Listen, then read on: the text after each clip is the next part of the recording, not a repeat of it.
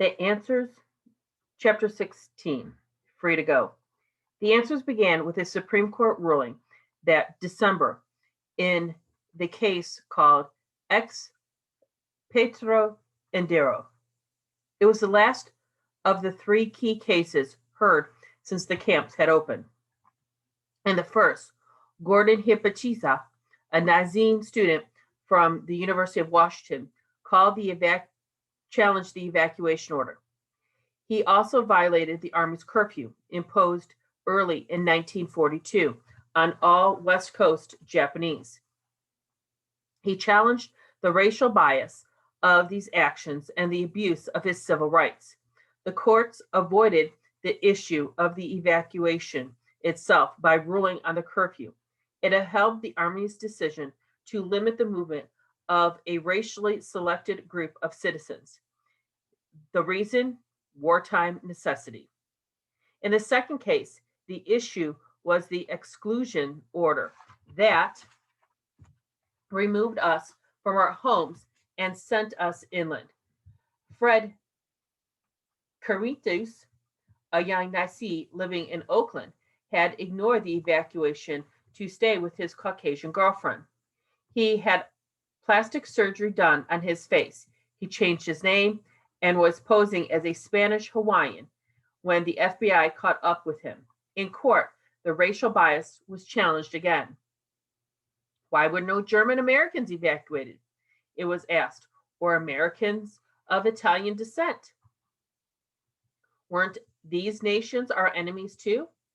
Due to the process that had been violated, Quito's claim, along with the other constitutional rights.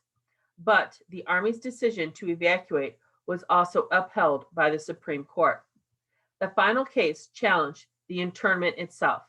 Soon after she was evacuated, in April 1942, Mitsu Endo, a 21-year-old Nazis and employee of the California State Highway Commissions, had filed a petition for habeas corpus, protesting her detention at Tomez Camp in central Utah.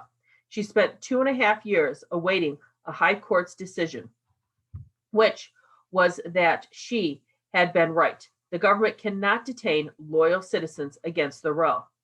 Accepting this ruling, the Army's Western Defense Command had already announced that the mass exclusions orders of 1942 were being rescinded. Next, it was announced that all the camps would be closed within the coming 12 months, and that internees now had the right to return to their former homes. In our family, the response of this news was hardly joyful. For one thing, we had no home to return to. Worse, the very thought of going back to the West Coast filled us with dread. What will they think of us, those who sent us here? How will they look at us? 3 years of wartime propaganda, racist headlines, atrocity movies, hate slogans, and frightened masked posters had turned the Japanese face into something despicable and grotesque.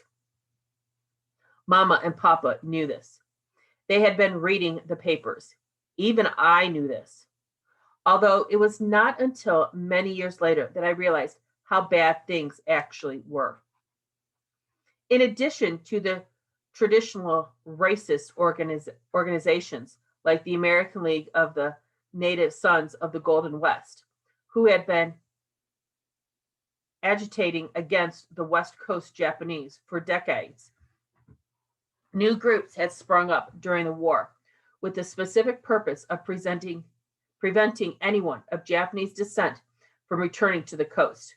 Groups like No Japs Incorporated in San Diego, the Home Front Commandos in Sacramento, the Pacific Coast Japs Problem League in Los Angeles. Also, some growing associations threatened by the return of the interned farmers had been using the war as a way to foment hostile feelings in the majority of farming areas. What's more, our years of isolation in Manzanar had widened the already spacious gap between the races. And it's not hard to understand why so many preferred to stay where they were. Before the war, one of the standard charges made against the Japanese was the clanniness of their standoffishness, the refusal to assimilate. The camps had made this a reality in the extreme. After 3 years in our desert ghetto, at least we knew where we stood with our neighbors. More could live more or less at ease with them. Yet now the government was saying we not only were free to go, like the move out of the terminal island and to move to Owens Valley, we had to go. Definite dates were given and being fixed for the closing of the camp. By January of 1945, a few determined internees were already trying to recover former homes and farmlands. Ominous reports of their receptions began trickling back to confirm our deepest fears. A Nizene man had been assaulted on the streets of Seattle. A home was burned in San Jose. Night raids carrying shotguns had opened fire on farmhouses near Fresno, narrowing missing 2 sleeping children. Later on in May, one of my sisters and her husband, leaving for the east, were escorted to the Southern Pacific Depot in Los Angeles by armed guards, not because they were thought to be dangerous, but for their own protection. Most of the Japanese returning to the coast resettled without suffering bodily harm. But gossip tends to thrive on bad news, not good. Stories such as these spread through the camp and grew in our minds like tumors. I remember hearing them discussed in our barracks quietly, as if the Ku Klux Klansmen lurked outside the windows, the same way my brother discussed our dilemma during the brief stay in Boyle Heights before the evacuation. I would listen to the stories and I would cringe, as this was both odd and confusing to me, because ever since we arrived, the outside world had loomed in my imagination as some place inaccessible yet wonderfully desired. I would recall our days in Ocean Park. I would flip through the Sears and Roebuck's catalog, dreaming of the dresses and boots and coats that were out there somewhere at the other end of the highway beyond the gate. And the truly good things, it often seemed. The things we couldn't get out were outside, and we had to be sent for or shipped in. In this sense, God and the Sears and Roebuck's catalog were pretty much one and the same in my young mind. Once during a novena at the Maryknoll Chapel, I had asked for something I desperately longed for and had never seen in camp. We were told to ask for something we really wanted. We were to write it on a specific piece of paper, pray devotedly for 9 days, and if we prayed well, it would be answered. The nuns expected us to pray for purity of souls or holy life. Highest God, for some dried apricots. I wrote this on a piece of paper, dropped it into the prayer box, and began to fascinate about how they would arrive in a package from Sears and Roebuck's. I knew how they would taste, the feel in my hands. I said my rosary 30 times a day for 9 days, and for 9 more after that, I waited. The dried apricots never came. My faith in God and the Catholic Church slipped several notches at that time, but not my faith in the outside, where all such good things could be found. I went back to flip through the catalog. Those images, of course, had come from my past. What I had to face now, a year later, was the future. I was old enough to imagine it and old enough to fear it. that physical violence didn't trouble me.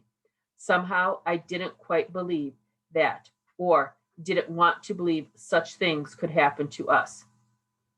It was humiliating.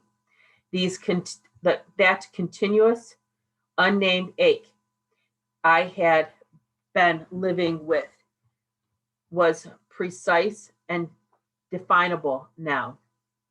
Call it the foretaste of being hated. I knew ahead of time that if someone looked at me with hate, I would have to allow it, to swallow it, because something in me, something about me deserved it. At 10, I saw that coming. Like a judge's sentence, and I would have stayed inside the camp forever rather than step outside and face such moments. I shared this particular paralysis with Mama and Papa, but not my older brothers and sisters. The hostility worried them, but their desire to be rid of Manzanar outweighed the worry. They were in their 20s and had their lives to lead. They decided to take a chance on the East Coast. It was 3,000 miles away, with no history of anti Asianism. In fact, no Asian history at all. So few people of Asian descent had settled there. It was like heading for a neutral country. Bill was the first to make the move, with Tommy and their baby boy. He had lined up a job in Seabrook's farm in New Jersey, a new frozen fruit enterprise that offered work to many Nazis at the end of the war. A few weeks later, Frances and her husband joined them, followed by Martha and Kazez, then Lillian, who had just finished her junior year of high school with Ray. As each cluster of relatives departed, we'd say, "See you in New Jersey. Find us a big house back there." What we were told each other was that Bill and Francis and the others would go ahead and make sure things worked out. Then they send for the rest of us. "See you in New Jersey." We would wave as the buses pulled out, taking someone else to the train station in Los Angeles. But they all knew, even as they said it, that Papa would never move back east. As bad as the West Coast sounded, it was still his home territory. He was too old to start over, too afraid of rejections in an unknown part of the world, too stubborn and too tired to travel that far, and finally too proud to do peace work on an assembly line. Like so many IZs, he had, for better or for worse, run his own business. He had his own man for too long and too tolerant. The idea of working for someone else. The truth was, at this point, Papa did not know which way to turn. The government's eyes, a free man now, he sat like those black slaves you hear about who, when they got word of their freedom at the end of the Civil War, just did not know where else to go or what else to do, and ended up back on the plantation, rooted there out of habit or the lethargic lethargic or fear.